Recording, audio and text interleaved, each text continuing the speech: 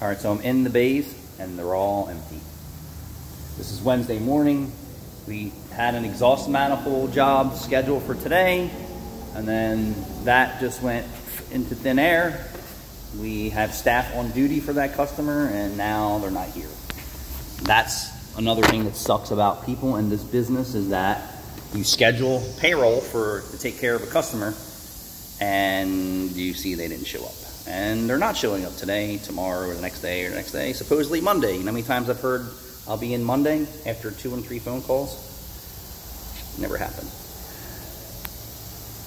There we go. So, yesterday, Kenny, wrenching with Kenny, I think he changed that a little bit. Let me try and get some of the sun out of your face and my face. Let's get in here. So, wrenching with Kenny kind of talks about a lot of the stuff that I talk about, and some stuff that he wrenching with Kenny that he talks about. It's a very familiar path that I go down every day. So let's get to his channel. Let's get here. I just don't understand most people. Was that yesterday? No. Where's your newest video?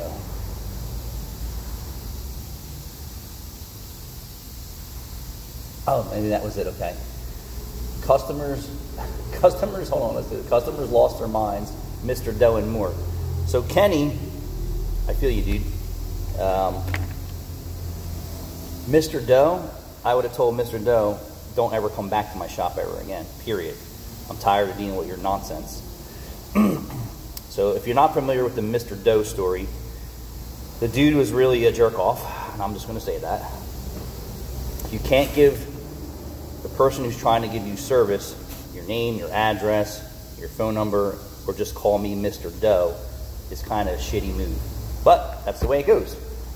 And then at that point, Kenny tried to provide service for this guy. I'd have just been like, no amount of money is worth me dealing with it. Remember I say red flags all the time?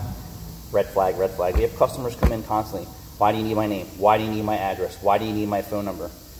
Because that's the way things go. No different when the police officers pull you over and say, license, registration, and insurance. It's basically asking you for the same shit. And it's a battle. Like, we shouldn't have to deal with that stuff. You don't want to give us your name, your address, your phone number, any information. That's not how we do business here.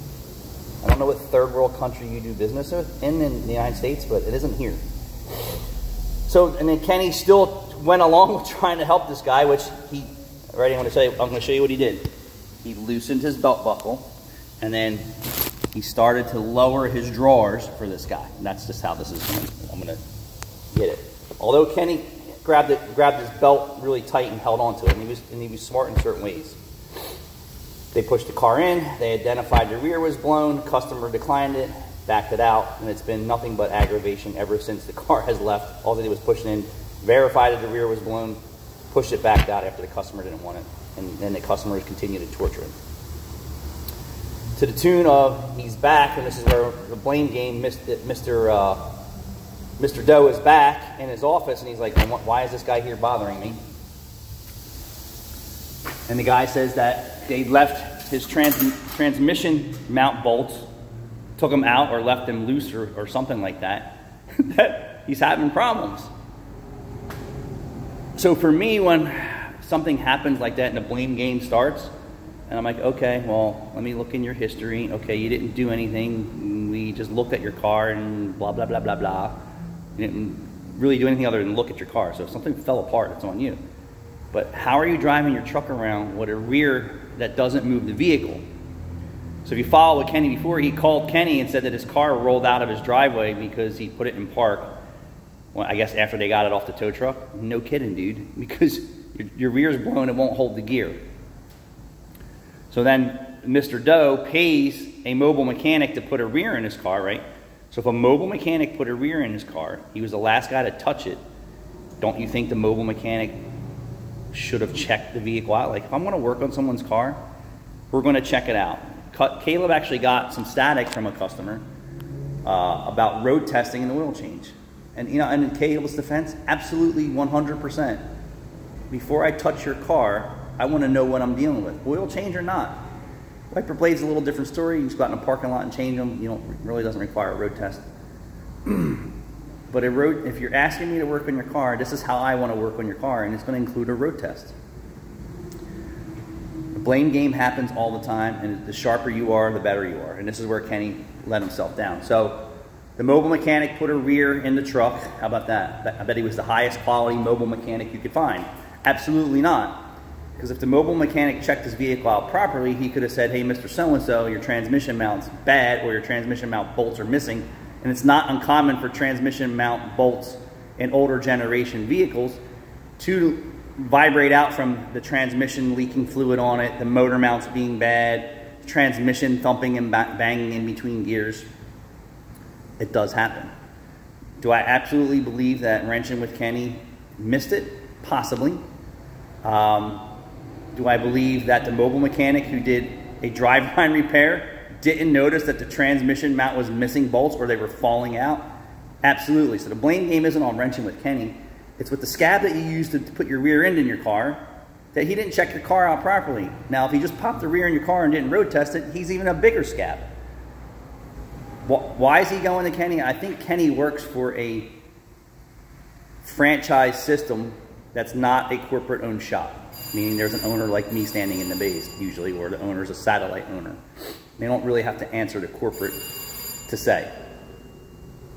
But, of course, because of all the stuff that we can't wear their brand and do certain things in their branded hats or shirts or whatever, like Kenny and myself, we have to exclude those brands labels from all of our content. So what I do believe is that there's professional people out there who know that if they continue to complain, that the wallet will magically open in certain corporate stores.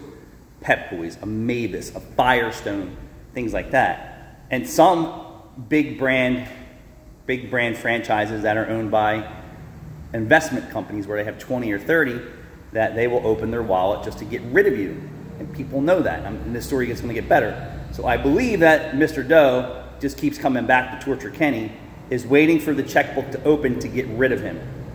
Because this is what this guy does, and this is how he does things.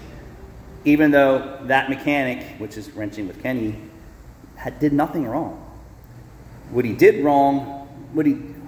nothing wrong in the sense that he worked with the customer, even though he was very difficult. It wasn't the way that the protocol goes for 99% of the rest of the transactions, which he should have said, listen, we're not the shop for you. Ultimately, in some of his conversation here, he said that we're not the shop for you. But back again, trying to get that money, that's exactly what his goal was, and they did nothing wrong. What he did wrong was he should have refused service from the rip day one and say, just call me Mr. Doe. I would have said, there's Mr. Door, and you can walk right back out of it. That's what I would have said. Regardless of how empty the bays are, sometimes it's just not. So this is three different encounters with Mr. Doe, and not including the phone calls. What the hell? That's crazy. But people will torture you just to get money. That's exactly what this guy's doing. His ultimate goal is to get Kenny to break down and open his wallet and give him some money. So let's move on. So Kenny actually asked for feedback. I'm giving it to you. One, you saw the red flag. He waved it in front of you. You took the bait. That's exactly what happened. Two, you didn't stand your ground on the first phone call and tell him to beat it and don't come back. And then three, you just let him back in your shop. You should have just said, see you later, I'm not entertaining your nonsense, and move on with your day. You have to, sometimes you have to knock the knees out from under people and just get rid of them. Even if it includes calling the cops. Want this dude trespassed? I'm tired of dealing with his bullshit. That's it. I've done it. Tired of dealing with your bullshit. You're harassing me. You're trespassing from the business. I didn't do anything wrong. And if you have a problem with me, call the police and have them deal with me. Let them deal with you. Not let the customer or whoever's torturing you deal with it, right? Try and just take it out of your hands, take it out of his hands. Let the police tell you what's good, what's bad, what's going on. I'll tell you what's going on right here is nothing. So the second part of this video, Kenny, is the customer for the brake job. he was at so-and-so. We'll just call that, I don't know. I'm sure you have another big box store around from you that those technicians and managers and things are advised to sell as much as they can. And I don't know what shop you're at. I don't know what brand you is. I just I follow Kenny's content because I can relate to it. But also I feel like I should give my experience and eyes wide open thing to other guys in our business, like Claw Boss.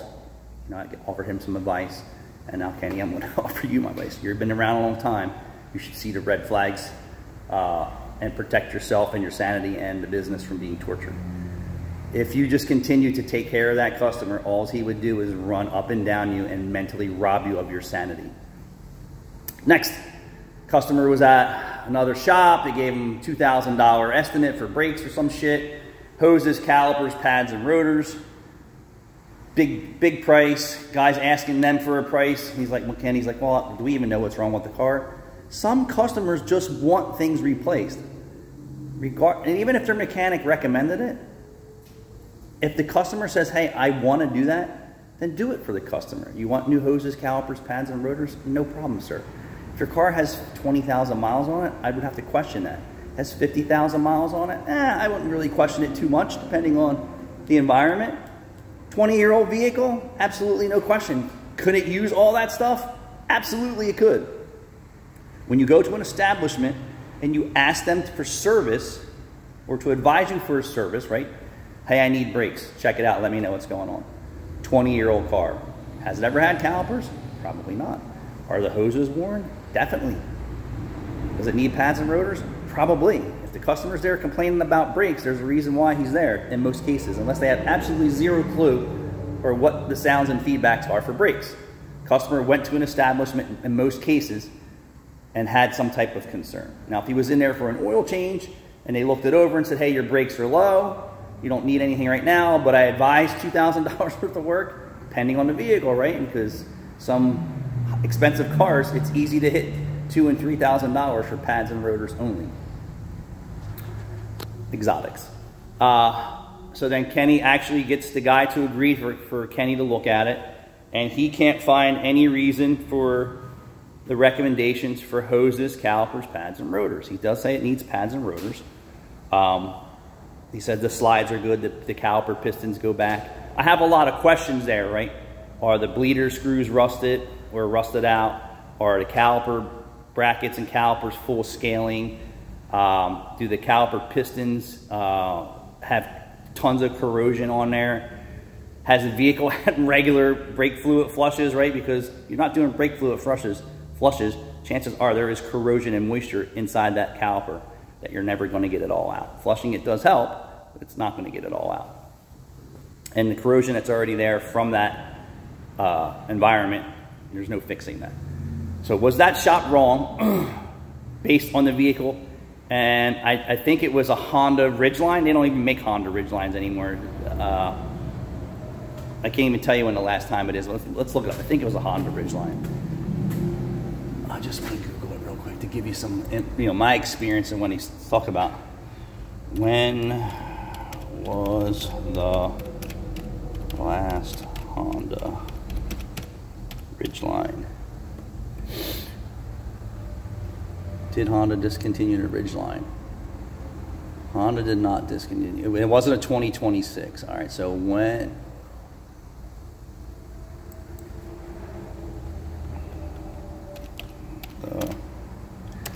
So it was 2026 is the newest. I don't believe that Ridgeline is that new. I'm going to say I think they discontinued the Honda Ridgeline for a certain amount of years. So it definitely wasn't a 2026. And like I said, if it's a new vehicle, I question all that. Excuse me, if it's a 20 or 30-year-old vehicle, absolutely it's time for new hoses, new calipers, new rotors, and new pads.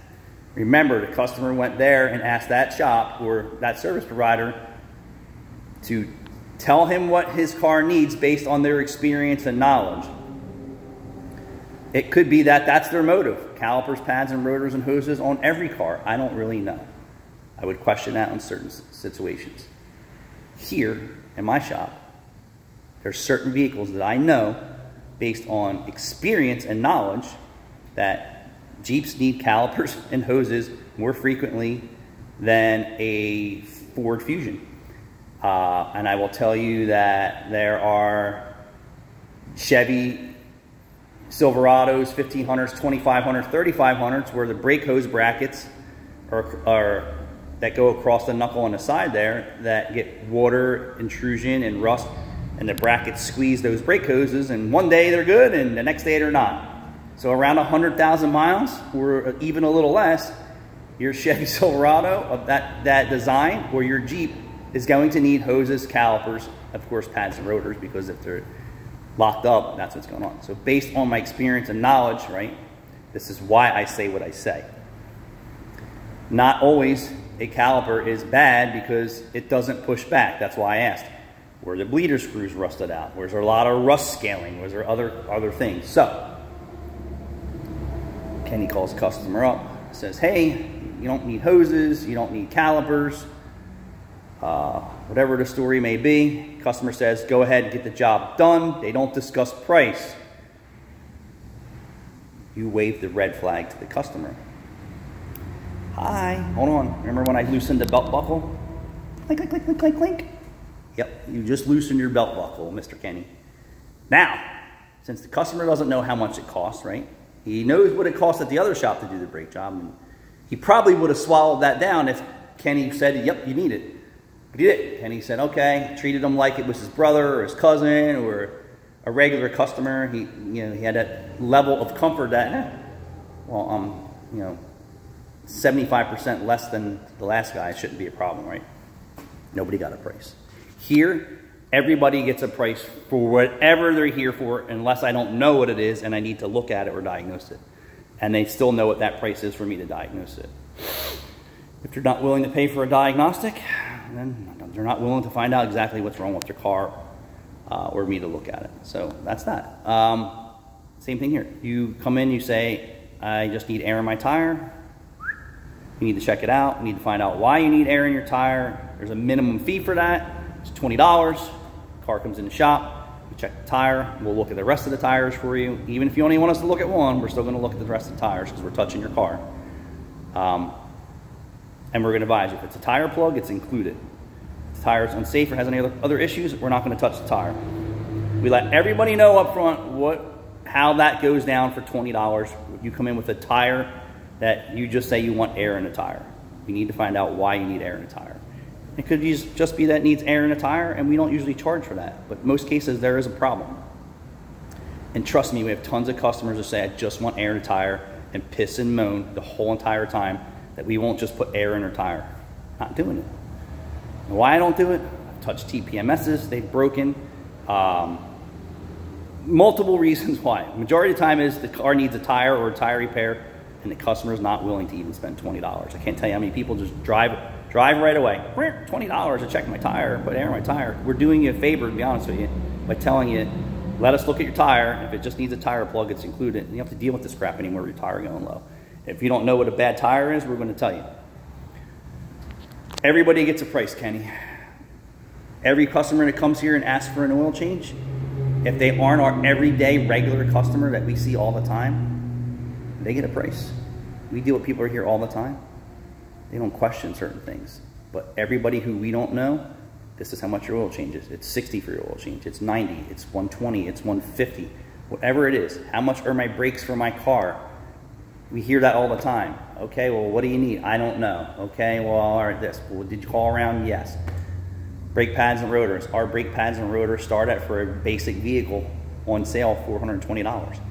We are $100 less than Manny, Mo, and Jack across the street with their coupon. I could throw a stone at their building for $100 less. They're installing the same parts. Same parts I am. They don't supply parts anymore. They're AutoZone or Advanced or API or somebody else. They install the same exact parts I do. They charge $100 more with a coupon. You would think I would do brake jobs every day? Nope. Oil changes are less here? No. So anyway, everybody gets a price. And if there's a problem, and there is in our business, that we need something else, okay, Mr. Customer, got a caliper, got a hose, 2 calipers, and whatever else we see that's wrong with their car. That's the nature of our business. 100,000 mile car that's in for valve covers. Do you know how many things potentially could break by us just walking through a narrow room of glass? And that's what it's like working on today's cars. That you touch this, you sneeze that, you look at this the long way, and pieces are breaking at the tune of $50, $200, $300. $150 for a vapor hose assembly today. That's insane. That's what they cost. So a valve cover job could, went from being an expensive valve cover job to being stupid expensive, because that's just the way it is. We're only squeezing plastic clips and they crumble in our hand. Touch a plastic hose, crumbles in our hand. Touch a plastic nipple, falls off in our hands. Nothing your mechanic can do about that. Sorry, Mr. Customer, this is what it needs. And you wonder why when you go into BMW or Mercedes or all these high-end places for cooling system repairs and you hear $4,000 and $5,000, those guys already estimate everything that they know is going to fall apart in their hands, so they don't have to keep calling you back. If you can't swallow that, take your car someplace else and let someone else walk through that narrow glass room to try and fix your car for you. Ain't gonna work. So the end of the story is Mr. Kenny did the brake pads and rotors, calls the customer, and in Kenny's eyes everything's perfect, everything's fine, which, in most cases it usually goes well. In our world, things go south real fast all the time. Yesterday we put a brand new power steering pump on a car that came in with a power steering leak that actually had assist, to the tune of no assist after the job. Yeah, south real quick. Transmission lines, supposed to be the right trans lines for the cars, had to order 2 of the same kits to make the trans lines work. That's going south. 2 days to do trans lines, power steering pump, and valve cover gaskets. And between the parts houses sending the wrong crap initially and then getting it right how from the VIN, I don't know, dude. Just the carelessness and every day. That's what Kenny means by everything went smooth. In most cases, it doesn't. Cut.